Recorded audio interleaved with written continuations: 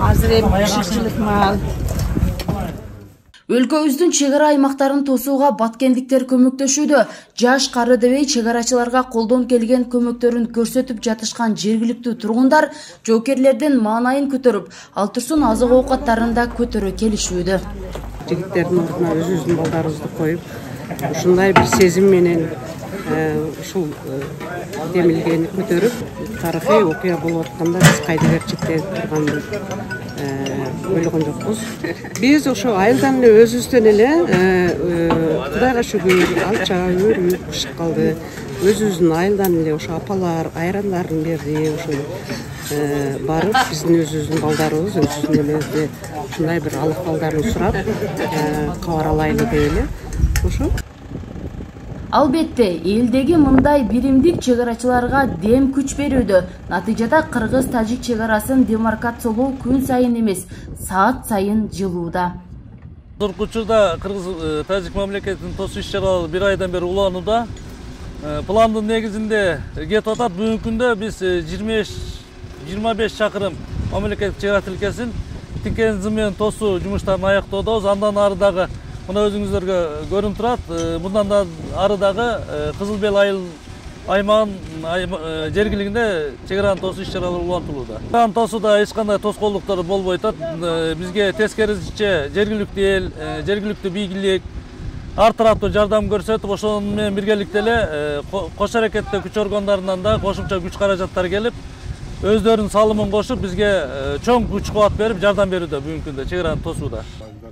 Умарбек Сапаров Кызыл Бел айылынын башчысы, анын айтуусунда чек ара тосууга көмөк көрсөтөм дегендер бир эле Баткенден эмес, Кадамжай, Кызылкаядан да келип жатышат. Айла жана Жолдош Коомон айылдарында граница чек арасы тосулуп атат. Ошол чек арада иштеп аткан солдаттарга айылдын эли кубануу менен кабыл алып, өздөрү демилге көтөрүп, ыстык тамак, суусундук алып келбегиле деген жерде да өздөрү алып келип, кубануу менен кабыл алып, бардык колдон келген көмөгүн көрсөтүп атат бүгүнкү күндө. Жабыла көтөргөн жүк жеңил болот. Аба ырайынын кандай экендигине карабай чек араны тосуп жатышкан жоокерлердин талаш артындагы түшкү тамагын даярдап берүүгө бүгүн Баткен областтык Баткен таңы гезитинин эмгек жамааты да келишти. Кандайсыңар жигиттер? Моралдык жактан колдоо көрсөтөлүп деп келдик. Чындыгында иш абдан катуу жүрүп атыптыр. Негизи мекенди мындай сөз менен эмес, иш менен жүргүзсө деген бир чакырыкты айткыбыз келип атат да. Мына биз болуп Кыргызстандын Баткендеги канчалык мындай оор күндөрдө чек араларда болуп, биз оор күндөрдө болгондо кийин мындай кубанычтуу күндөрдү дагы эл менен чогуу бөлүшкүбүз келди да. Мына бүгүн келип жалпы ошо чек арачылар менен жоокерлер менен аралашып, булардын бир күндүк иши менен таанышып кетип атабыз да. Көрсөк, бул жерде элдин баардыгы ушул айылдын элдери да өздөрү тапкандарын алып келип атыптыр. Мөмө жемиштери, суусундуктарды айтор ушул иштин батыраак жүрүшүнө сүйүнүшүп, ар ким колдон келген жардамдар берип атат экен да. Ошондуктан биз баардыгыбызды мекенчиликке чакырат деп. Ооба, бүгүн Баткенде тынчтык, биримдик жана ынтымак, ырашкерлик байырлады.